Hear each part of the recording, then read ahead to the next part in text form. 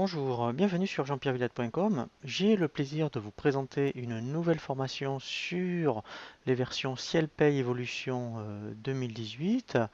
L'objectif de cette formation est de bien vous apprendre à créer votre dossier. Nous verrons comment effectivement bien mettre en place toutes les propriétés du dossier, notamment par rapport à votre établissement, les conventions collectives. Nous verrons surtout également comment bien créer vos salariés, tout le paramétrage de votre plan de paye en fonction de votre convention collective. Nous verrons bien sûr comment établir un bulletin de paye et tous les traitements de paye mensuels, trimestriels et annuels qui en découlent, notamment avec la DSN et la DADSU. Et nous verrons effectivement tout ce qu'il faut faire par rapport à la DSN. Le premier tutoriel que je vous propose sur cette nouvelle formation est la création de votre dossier. Lorsque vous lancez donc la première fois Ciel Pay Evolution 2018, vous avez ici l'option je crée mon dossier. Donc c'est ce que l'on va faire. Voilà. Donc moi je dirais j'avais créé un dossier tous les ans. Donc là je vais créer pareil démo Ciel Pay 2018. Voilà, donc en fait, vous avez deux modes de création.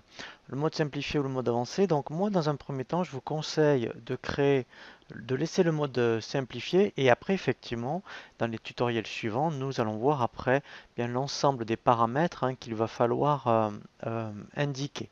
Voilà, parce que mode avancé, lorsqu'on commence un petit peu fastidieux, il vaut mieux commencer par le mode simplifié et rajouter ensuite après toutes les informations. Donc là, ce qui est intéressant, effectivement, quand vous lancez donc Ciel Pay, il va récupérer toutes les informations dans le référencement. Comme ça, en fait, il va lui-même déjà mettre toutes les informations qui concernent votre société au niveau administratif. Donc là, je continue, je fais suivant. Je vais le compléter manuellement. Alors, très important déjà, tout ce qui est rouge, il faut absolument l'indiquer puisque c'est bloquant à la fois pour la DSN et pour la DADSU. Donc là, par exemple, je vais inventer, je vais mettre. Ensuite, ici, c'est très important, même si c'est pas en rouge, il faut absolument le mettre, c'est le numéro URSSAF et votre référence URSSAF. Après, si vous êtes une entreprise du bâtiment, ici, il faut absolument le cocher.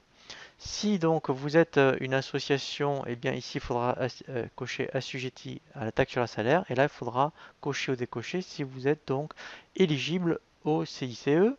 Donc ensuite, eh bien ici on va indiquer nos coordonnées. Voilà, donc ça c'est la première étape. Je fais suivant. C'est par rapport à l'année courante. Alors là, très important. Si vous êtes, je dirais, en reprise de paye, c'est-à-dire que vous venez d'acquérir Ciel Paye, mais en fait, donc, vous voulez finir l'année avec Ciel Pay. Ici, donc, il faudra bien laisser 2017. Par contre, si vous voulez commencer sur 2018, mettez 2018. Parce que si vous mettez 2017, en fait, il va vous obliger à clôturer un exercice. Et par exemple, là, on est au mois de novembre. Donc, en fait, eh bien, ça va se retrouver après l'année prochaine dans la DDSU, puisqu'il va considérer que vous aviez novembre et décembre. Voilà, donc en fait, vous allez avoir des informations de cumul erronées. Donc, on peut très bien, si vous voulez vraiment démarrer sur janvier 2018 et faire une simulation, mettez 2018. Vous verrez qu'en fait, vous ferez les payes sur janvier, mais vous pourrez comparer janvier par rapport à vos payes de novembre, mais vous clôturerez jamais janvier lorsqu'on est au mois de novembre, bien sûr. Voilà, je préfère vous donner cette information parce que si vous commencez sur 2017 alors que vos payes réelles sont vraiment en janvier 2018, vous allez avoir 2 mois d'exercice. Ça va être embêtant pour l'année prochaine au niveau des cumuls, notamment par rapport à Fillon et ce genre de choses. Voilà, par contre, je précise, si vous voulez finir l'année sur Ciel Paye et que vous voulez donc régénérer toutes vos payes depuis novembre, là il faut laisser 2017. Donc là, il faut indiquer donc l'horaire de l'entreprise. Donc là, vous laissez 151h67. Et ici, c'est l'effectif Fillon. C'est très important puisque effectivement, Fillon, en fait, il faut le mettre sur N-1 pour que lui, en fait, il puisse calculer la bonne réduction par rapport à 2017. Voilà, donc par contre, si vous êtes en janvier 2018, il faudra mettre ici effectivement 31-12-2017. Voilà. Donc là, je simule, hein, par exemple, on considère qu'on était 5. Calcul automatique des bulletins en saisie, donc ça c'est très important, puisque en fait, eh bien, dès que vous allez saisir des variables, il va automatiquement calculer les bulletins de paye. Les congés payés, eh bien ici, c'est très important. Donc, si vous êtes une entreprise standard, vous laisserez le mois de mai. Si vous êtes une entreprise du bâtiment, vous mettrez le mois d'avril. Voilà, donc là, après, il faut préciser si vous êtes en jour ouvré ou en jour ouvrable. Et si vous voulez reporter effectivement les congés payés lors de la clôture. Donc là, je continue, suivant.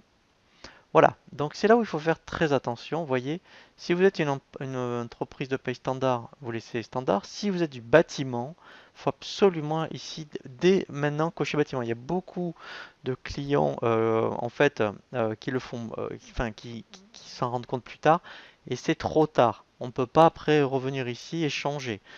Donc c'est pour ça qu'il faut être très vigilant dès la création. Donc là, je fais suivant.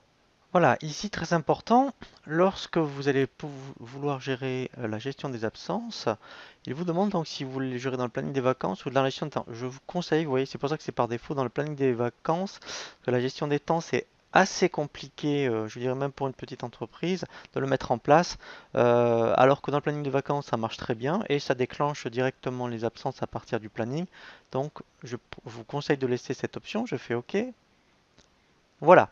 Et là, après, effectivement, eh bien, on va voir, je dirais, toute cette partie-là dans les tutoriels suivants, puisque, effectivement, eh bien, c'est pour ça qu'il vaut mieux le faire en mode simplifié, la création, parce que sinon, en mode avancé, il aurait fallu faire tout ça d'un coup, ce qui est assez fastidieux. Il vaut mieux d'abord avoir créé votre dossier, et ensuite, c'est ce que nous allons voir dans les tutoriels suivants, eh bien, c'est vraiment la mise en place de votre dossier, je dirais, et nous allons suivre vraiment cette trame. Donc là, je fais terminer. Donc là, ici, donc ça va vous arriver très souvent. Quand il y a des nouveaux paramètres qui sont disponibles, eh bien là, vous voyez, c'est par rapport au bulletin clarifié, hein.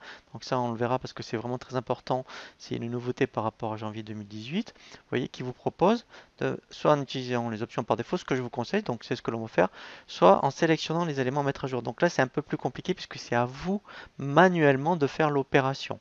Donc là, en fait, on coche en utilisant les options par défaut. Donc, deux possibilités. Si vous avez fait beaucoup de modifications sur votre paramétrage, vous voyez, donc c'est indiqué, il vaudra mieux mettre personner la mise à jour de votre dossier. Si vous êtes en création, donc nous c'est ce que nous allons faire, hein, voilà, donc là si on débute sur Ciel Paye, hein, donc si c'est une acquisition, là nous on va faire continuer. Voilà, donc là il a mis à jour, vous voyez mon dossier. Nous allons voir maintenant un nouveau tutoriel sur CielPay 2018 sur comment optimiser l'ergonomie et la navigation, vous voyez ici, de ces nouvelles versions.